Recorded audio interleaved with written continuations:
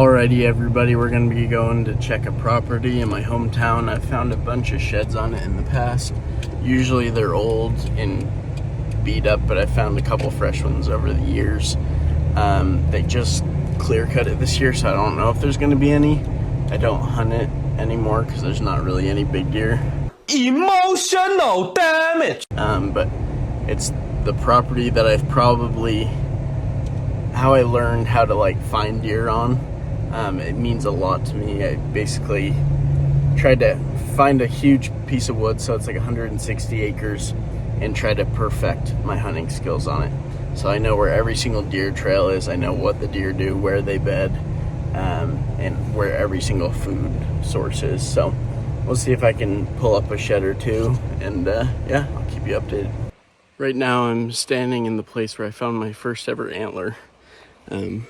Right here, there's even some deer trails, but they've cut all this out. This all used to be thick hemlocks and cover.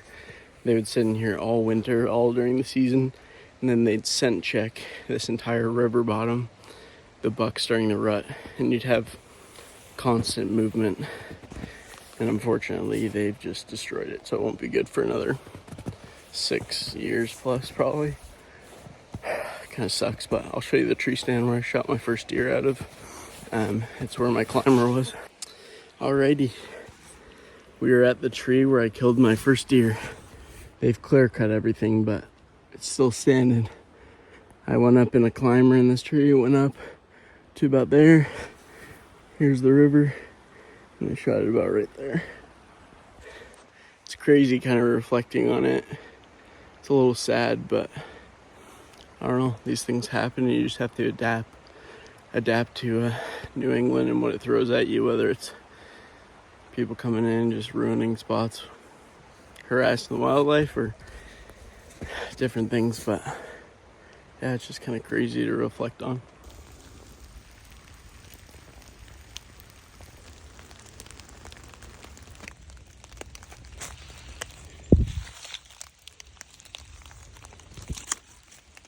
Kind of crazy. Nasty. Bone. Yeah. I just found a massive antler. It's old, but it is huge. Oh my gosh. Look at the size of that thing. Holy crap. I wonder if that's the match from the other one I found. I don't think so. It's huge though.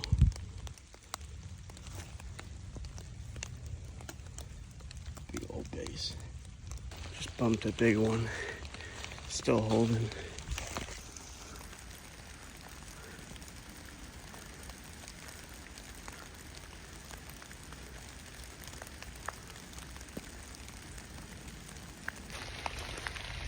I found his sheds right in his bed. I've been looking for this shed forever. He's a monster. Right in his bed. He beds right here. In the rain, baby, let's go. Are you kidding me? These must have just dropped. I've walked past this spot 15 times, checking his bed, and he finally dropped. That's about as close as a match that gets right there. Oh my gosh, right in his bed. He beds right there. Oh my gosh.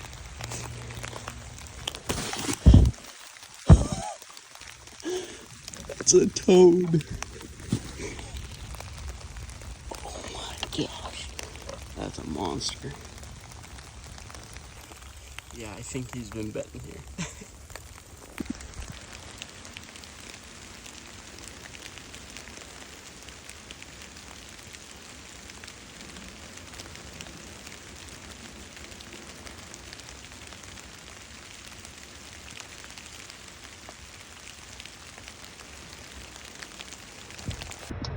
Well, this hat was gray before, but it's been absolutely pouring. Best time to go shed hunting. And East Coast Archery, John over there, after he scored my buck, He gave me a hat. It was super nice, and it must have been my good luck charm because I just found the giant 8-point in his bed, and then I also found a huge oldie, which I'm gonna see if it matches the other one when I get home. But freaking crazy. Well, this first place I was gonna go to didn't feel right. I'm not seeing any deer tracks, and the water, I can't cross it. It's like 8 feet deep, and there's not even deer trails across it. I know they cross about a half mile down the road, but there should have been another trail down here. So if it doesn't feel right, don't waste your time. I'm just gonna cover the ground I feel confident in.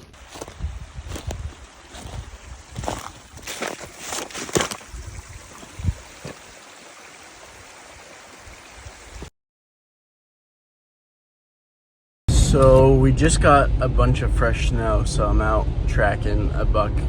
It's like 108 or 150 inch 8-pointer, which is ridiculous.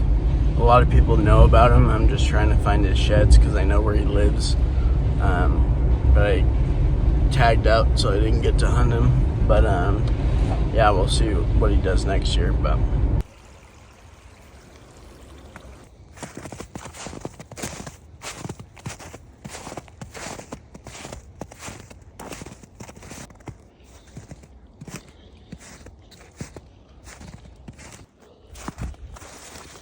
it did. Huh. Finally caught a good track. Been on and off tracks, but this one is a little bit better size and it's melted. And I'm gonna try to backtrack him, see what happens.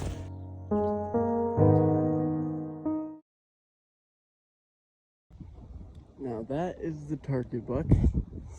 They're going across these power lines. I know it doesn't seem very big, but it's pretty freaking big. He's about a 5 or 6 year old 8-pointer, but unfortunately, cars that way, I've already done like miles, so I'm pooped. But he's going that way towards a complex. So we'll end up cutting this track another time, or I'll drive around. But right now I'm just trying to find where they're bedding. I don't even care about finding a shed right now. That will come later, but you can tell he's dragging his legs and he's got a very long stride. But yeah, he's a good buck. Hopefully we can get on him eventually. He rides around with a smaller 10-point. All right, guys, we're gonna do something unconventional.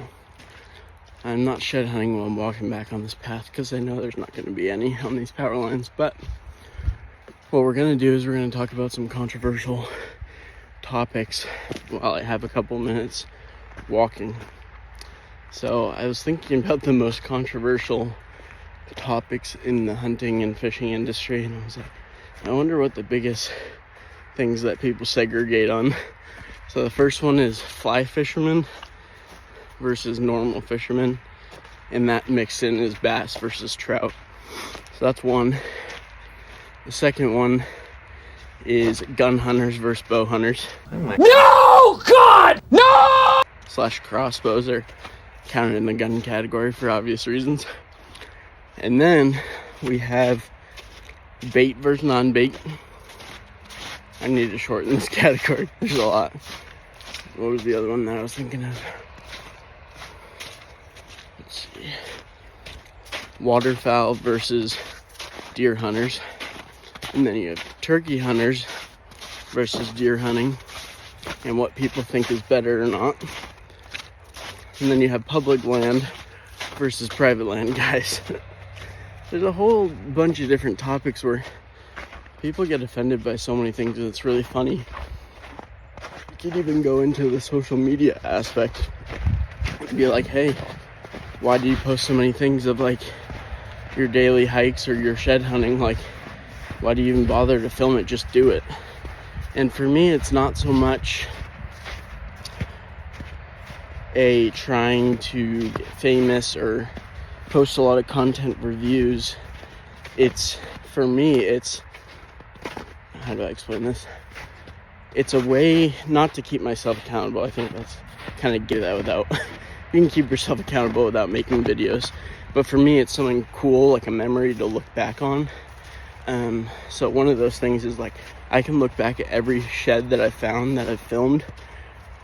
I generally don't forget where an exact antler is that I picked it up because I map it, and also in my memory I know. But I remember the date, so I know when the deer were shedding in that area. Generally, I have a location turned on, so I'll know. And yeah, I don't know. For me, that's like a cool way of how I can pass the time, share my passions, kind of what gets me out, because as we all know, the outdoors is a struggle. If it was easy, none of us would want to do it.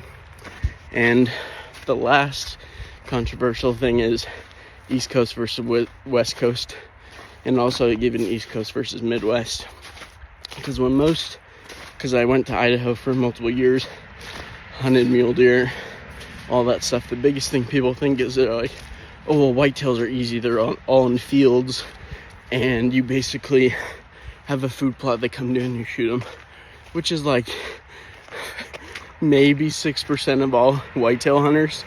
90% of us are struggling on public land to even find a buck that's outside its ears, versus people that you see on TV and social media shooting 180s all the time. It's because they're on private lease ground, or they're on public land in a state that just produces big deer. So there's a lot of different things that people are going to argue about, but it's what matters to you. Also, as like a mediator, I've seen like mule deer hunting be super easy, where people can just hunt basically almost off the road and they can see for miles on end, and you could just glass all day. You don't have to hike as much. But then you have people that are like, oh, well, mule deer's easy. You just go on a side-by-side and you see a deer and you shoot it. But 90% of the big mule deer you see, people are hiking into those thick timber patches that are miles back. They're camping back there. They're going off the grid with hundreds of pounds of stuff in their pack between multiple people. So it's kind of interesting, because unless you've experienced both, you don't kind of understand. And whitetail hunting is cool because every deer is unique. Sometimes you get to see the same deer for multiple years, which sometimes happen with mule deer, but they just travel so far. Sometimes they don't always stay in the same canyons or the same area based on the winter before, or a lot of predation and different things. So there's a lot of different factors, but for me, I just like both, because when you're mule deer hunting or elk hunting or any of that, it's more of a journey. So like, you're getting away from everything and you're going away for a weekend or a week, but usually in that weekend period you get something. So the success rate is about 40% higher from where I live to hunt whitetails versus like anywhere else, like a place like that. So it's just kind of unique in the sense that everywhere you hunt is different. There's different challenges, and if you think hunting's easy, just go try something that's going to challenge you. If you've hunted private land your whole life, go see what it's like and try public land. And if you're in a state where it's like Iowa or something and that's all you've hunted, like, try going to hunt another state. Just try something new. And for me, like, hunting all these places out of state, it helps you be more diverse in your hunting, and also you just get super cool memories. And I know not everybody can drop things at the whim of a hat, but there's a reason why some people kill big bucks and some people don't, and it's not always because they're a better hunter, it's because they have more time. That's the first factor beyond anything else. Even if you're a good hunter, unless you're like a tracker like Joe Donito, who only hunts a couple days a year, when he gets that perfect snow, he can drop at like any moment and do what he needs to do once the snow comes. And for him, he set his life up that way. And a lot of these people have set their lives, not even just in the hunting industry, but they've set their lives up with their jobs. They're a plumber, they're self-employed, something that they can be able to go out. And not everybody's willing to sacrifice the money, or maybe they think they can't support a family without that stuff. And nowadays that's gonna be really tough, but it's just kind of interesting. Like, people always complain like, oh, must be nice, but like then you don't see, like, I did a summer sales job and was working 6 to 8 hours on the doors, like in the heat, doing door to door where people are spitting on you. And then you have other people that, oh, must be nice because you're young and stuff. It's like, well, I sacrificed all this time making more than you make in a year and a couple months doing something that's really hard. And it's 100% risk because it's all commission. So like, if you want to do something, you'll do it. Thanks so much for watching these short shed hunting videos. And I finally got my buck moose back from the taxidermist. I'm so pumped, and here he is.